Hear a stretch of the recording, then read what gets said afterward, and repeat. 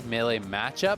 Oh wow, just going straight to the Aurelia again. So he is going to look to really play this aggressive. That being said, you are in a rough spot, my friend. The boy doesn't even have any mana. The barrels are already placed down. Alfari's going in. This is surely first blood here. Make sure Santorin slaps him at least once for the assist. Now we don't even have the time to look anywhere else because they're right back up top. Alfari and Santorin going in. Both get stunned before anybody draws any aggro, so now the damage is coming down and Fudge is gone. It's a TP pushing out mid, but it's Blabber in top lane. Weaver's Wall coming around. Perks is here too. This is what we're talking about in Champ Select. The power of the roam with these two. But Santorin is there. The deer is here. And Perks is running away. Team Liquid turn it back around. Santorin's in hot pursuit. A slap upside the head. Despite the fact that we've been following his actions the entire game because it's all been about top, it's Santorin, the richest man on the map because he's got 3 out of 4 of those kills. None of those things matter. Ram your head into the turret. Okay. That was the most distracted Shelly I think I have ever seen, but they still get the turret. I think is honestly the right choice. If you can just hold that freeze, your team can survive somehow on the map elsewhere, you have a chance. But we got a big old fight breaking out right now. Santorin going in. Vulcan probably going to go down. More damage flying out as Ven might be able to get one back. No, he will not dive into that. So TL getting some pretty big advantages. Solo Gold going the way of Tactical here. He's going to be very, very rich. And now as they push up, they're looking for a pick here on Santorin, trying to make something happen. But TL is here in full force.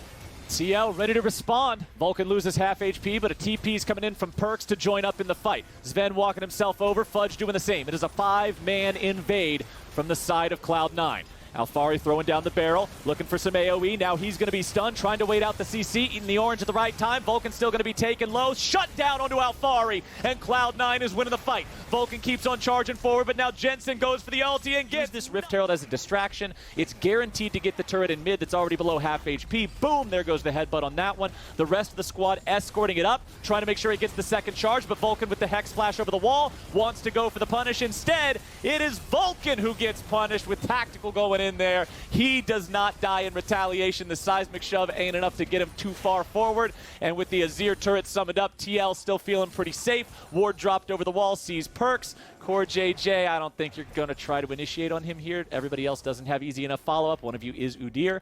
And now they're pushing up onto the tier 2. Now Core JJ is going in. Now they got the follow-up. Perks with the stasis trying to stay alive, but it just gives them time to focus on Sven instead. He gets away with 20 HP, and Santorin will not be able to chase them down. Instead, just settling for the kills they got. Maybe it wasn't a miscalculation at all. He could have just been looking for someone in the brush. Yeah, could have just been aiming for somebody in the brush. I thought it looked like an attempt at Spider-Man, but there's a reason Core JJ is playing and I'm casting. It's because I'm bad and he's good. And now we're going to see TL continue to push up, take buffs, take control, set down vision, and make this game feel even worse for Cloud9. Yeah. They are being choked out of the Rift. Look at Perks. 19 minutes into the game. They're going after the tier 3 turret, and C9 has no response. They are just bulldozing over this. They're just giving it up. But the question is, when do you call their bluff? When do you actually come back? Perks is not going to be recalling just yet. He actually canceled his recall. So they will send Alfari. So they do give up the inhibitor.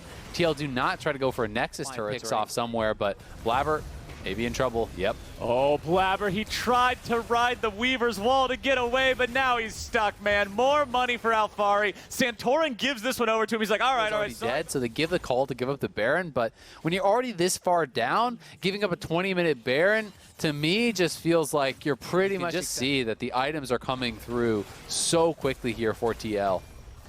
Alfari continuing that one-man split in the top side while the rest of the team's making the 4-man dive here in mid. Blabber in stasis. It's only going to buy him a moment, you would think. Flashing away to survive. Getting away from Alfari's ulti there on the gangplank. Yeah, they don't need to rush too much. They want to keep the pressure on, though. They know that they are in an incredible position right now. So Alfari bases, heals back up. He goes for the TP back towards mid lane. He's pushing this in, and the supers have got to be answered in bot lane. So as C9 goes back to answer those, you are seeding then that top lane turret. That is just going to be gone, and Sven has got to get out of there, will escape, but now the top lane inhibitor is down. As you're defending Nexus towers, mid lane inhibitor tower is going to die as well to Alfari. Cloud9 just have no answer to anything that TL is doing right now. They have full control of this game. It's going to be a last-minute engage. Core JJ going in, Vulcan going in, Vulcan already down, Tactical getting himself away, but Fudge is dashing and slashing around, and he's already found himself a double kill, but the rest of the fight's already probably doomed. Perks getting away, but not for long. Blabber's trying to run.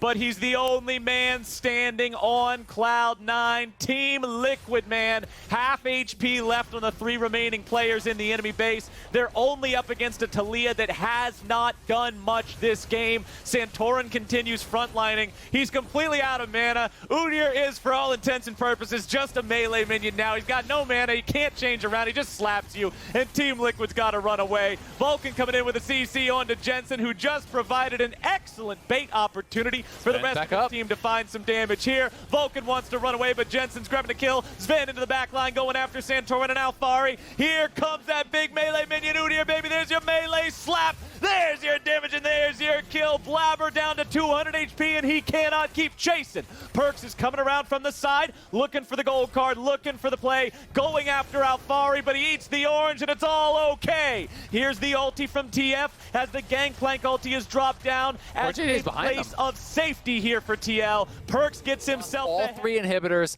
They are so close to losing this game. Way for Cloud9 to find and engage and fight past those minions.